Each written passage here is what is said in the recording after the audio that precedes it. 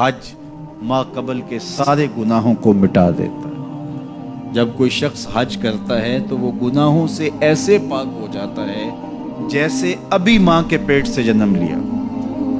اللہ اس کے سارے گناہوں کو ختم کر دیتا ہے، سارے گناہوں کو معاف کر دیتا ہے۔ اور حاجی نہ صرف خود گناہوں سے پاک صاف اور ستھرا ہو جاتا ہے، وہ حج سے لے کے اپنے گھر میں داخل ہونے سے پہلے جس کے لیے دعا کرے اللہ وہ دعا بھی قبول فرماتا ہے، وہ مستجاب الدعوات ہوتا ہے۔ اس لیے جب کوئی حج کے لیے جا رہا ہو تو مستحب یہ ہے کہ جانے والا لوگوں کو مل کے جائے،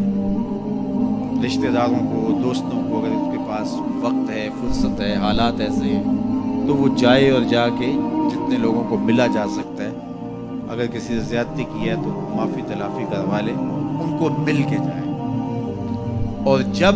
وہ واپس آئے تو لوگ اسے ملنے آئے، اس لیے کہ یہ اعزاز ہے کہ اب اس کی آنکھیں دیکھیں جس آنکھوں نے کعبۃ اللہ کی زیارت کی ہے، اس کی آنکھوں کو دیکھیں جن کی آنکھوں نے جمال گنبد خضرا دیکھا ہے۔ تو ہمارے یہاں بعض کا تو ہوتا ہے کہ حاجی جب رخصت ہوتا ہے تو اس سے پہلے گھر میں محفل یا اس طرح کا ہوتا ہے تو لوگ آتے ہیں ملنے کے لیے، تو آپ حج پہ جا رہے ہیں، اچھی بات ہے، اس میں کوئی شریعت کی ممانعت بھی نہیں ہے، لیکن استحباب اس میں ہے کہ وہ مل کے جائے لوگوں کو، اور جب وہ واپس آئے تو پھر لوگ ملنے آئے، اور وہ بھی اگر اس کو گھر داخل ہونے سے پہلے ملیں تو اس کی دعائیں اس وقت میں رد نہیں ہوتی، تو اس سے دعائیں لی جائیں۔ تو حج ایک ایسا فریضہ ہے جو زندگی میں ایک مرتبہ ادا کرنا واجب ہے،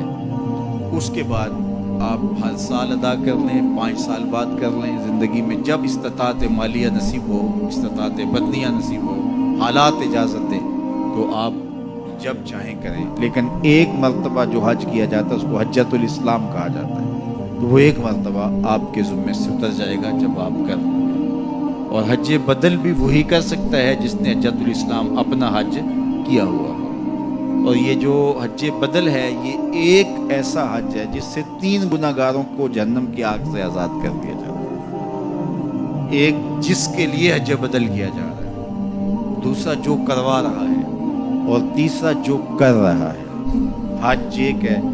لیکن 3 لوگوں کو برابر ثواب ملتا ہے۔ کسی شخص کا والد انتقال کر گیا، حج نہیں کر سکا، یا اس کے پاس بدنی طاقت نہیں ہے، تو اس کی طرف سے کسی کو حج اس کا بیٹا کروا رہا ہے، تو جس نے کیا حج وہ بھی مغفور ہے، جس کی طرف سے کیا جا رہا ہے وہ بھی مغفور، اور پیسے جو خرچ کر رہا ہے اپنے باپ کے لیے، اپنی بوڑھی ماں کے لیے، وہ بھی مغفور۔ تو ایک حج 3 گناہگاروں کی بخشش کا ضامن بن گیا، یہ حج بدل کی برکت ہے۔ تو حج گناہوں کو مٹاتا ہے، باطن کو ستھرا کرتا ہے، اندر کی پاکیزگی کا ضامن ہے، اور من کی روشنی کا سبب اور ذریعہ ہے۔ حج کے ارادے سے ہی طبیعت کے اندر سرشاریاں آنا شروع ہو جاتی ہیں، اور پھر جب انسان حج کے لیے نکلتا ہے تو یہ ایک ایسا سفر ہے، فرمایا گیا کہ حج عورتوں کا جہاد ہے،